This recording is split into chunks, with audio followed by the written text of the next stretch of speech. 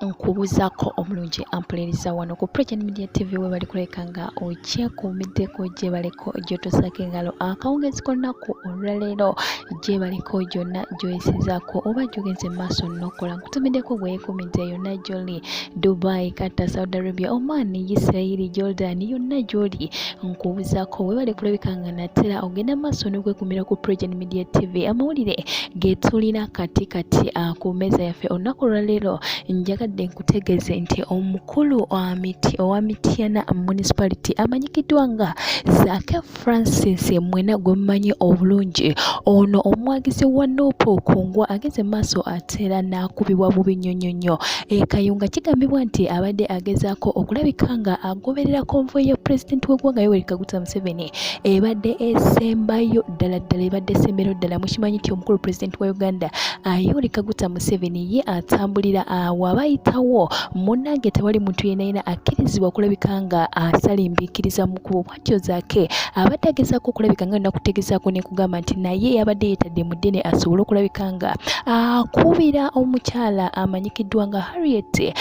Kalulu kubanga olunaku olwaleero lwe lunaku olubadde lusembayo ku kampeyinizi zaabwe basobole okulabika nga nate bayitawo bulungi nnyo. Nyongera okutegeeza atera okugamba nti no mu kiseera kino wenjogerera omukulu ono mulwadde nnyo addukiziddwa mangu nnyo okutuuka okugenda ejjinja asobola okulabika nga afuna obujjanjabi. Yate Bobi Wine Robert Kyagulanyi Ssentamu agambye si Zaake yekka Francis ye mulwadde wabula abaana bangi oba balidazi ba Nuupu bangi bagenza okulabika nga bakuba bubi nnyo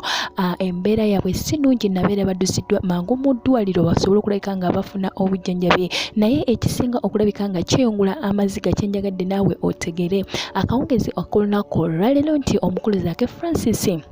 ali mu ddwaliro ejjinja we bamututte mu bwangu nnyo kubanga bamukubye kata bamutte babadde baagala kuba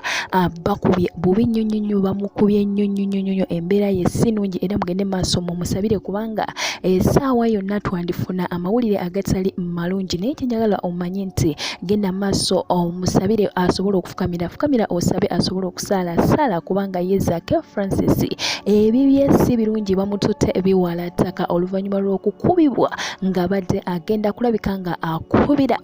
Harriet Kalulu alabike nga nate ayitamu kubanga okulonda kwabwe kwa lunaku lwakuna nzize nkugamba wano tujja kuba natera tukutuusaako buli kimu wano ku President Media TV tosanye kulabika nga ovaawo kubanga ebirungi bingi nnyo tubireeta naye kyenjagadde okukakasa atera okugamba nti abaana ba Nuupu balwadde nnyo kubanga babakubye bubi nnyo nga bwekiwulira naye ye omukulu Zaake Francis bamuddusiza mu jjinja